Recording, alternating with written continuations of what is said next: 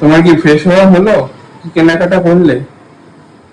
না গো, এখনো পুরোপুরি ফ্রেশ হওয়া হয়নি।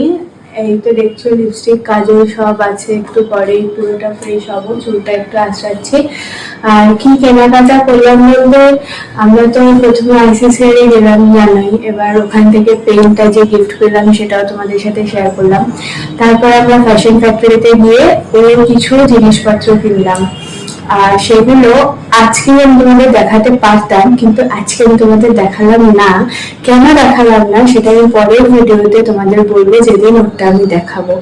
আজকে আমি বলছি না। আজকে আরো কয়েকটা জিনিস কিনেছি, আমারও কয়েকটা কিনেছি, কিন্তু আজকে সেটা আমি শেয়ার করলাম না। হ্যাঁ, আজকে এটুকুই রইলো, পরের ভিডিওতে চমক আসছে।